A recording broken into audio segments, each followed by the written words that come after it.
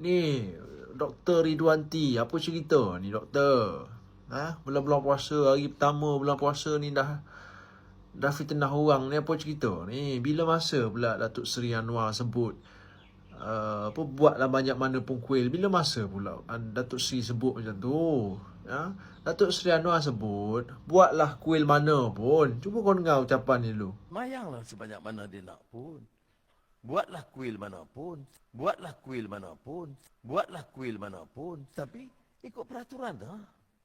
Tak boleh pacak. Part mana yang Datuk Seri Anwar Ibrahim sebut buatlah banyak mana pun kuil? Part mana saya tanya Dr. Ridwanti?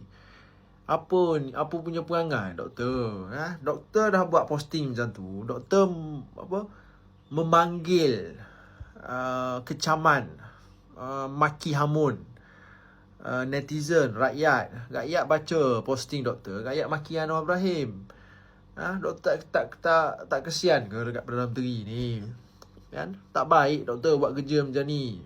Saya malas nak maki-maki orang doktor. Maki orang berlebihan bulan puasa ni doktor.